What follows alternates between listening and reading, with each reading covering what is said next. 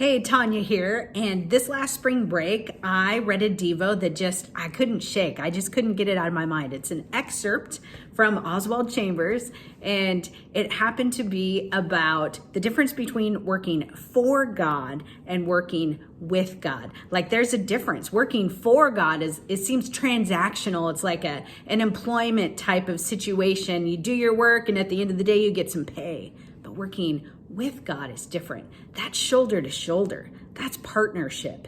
That is making decisions together and doing work together. And if I'm honest, I spend a lot of my time working for God and not working with God because it seems like it's easier for me to just say, yeah, I'm employed. What are my tasks and duties? Reporting for duty. And I would just do all those things and be done with it and say, yeah, look at all the things I did. Isn't this great? But I don't think that's what God desires. I think what he desires is to work with us. And that's a little bit harder for me. And it's funny because it's actually, if we think about it, it takes more energy to work for God rather than work with God. And I'm saying this because if we look at a community, we're trying to mobilize a community, but it's so much easier to push a community to do things that's already in motion, because the truth is God is already working in our communities. And so if we can open our eyes and see where he's working, how he's moving, and join him in that and work with him,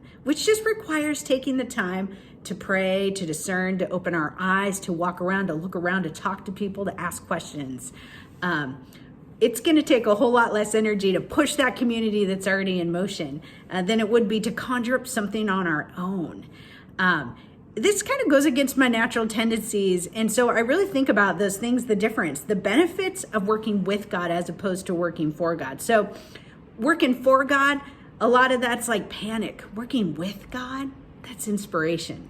Working for God is dependent on my skills, my imagination. Working with God is about miraculous provision and God's imagination, which is so much better than mine.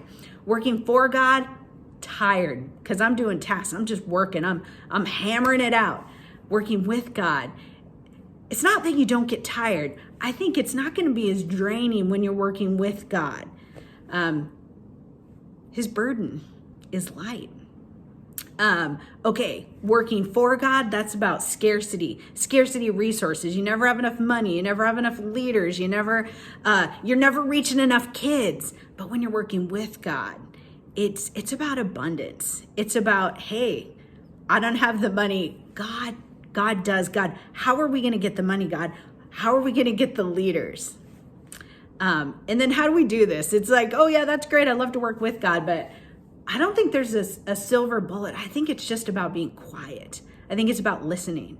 I think it's about, for me, it's about being intentional and putting lists of things to do on hold so that I can invite God to be part of my vision making for a situation. And then I would continuously be inviting and bringing God into the conversation with that committee person, with that leader, and that in the end, I think it will feel lighter and better, and we'll have the power of God behind us.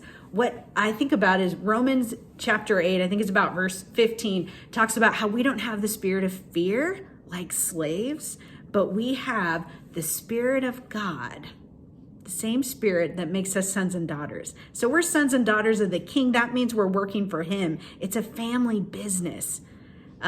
We're working with him in his family business. And that is the kind of work that I want to do. I want to do a better job of working with God.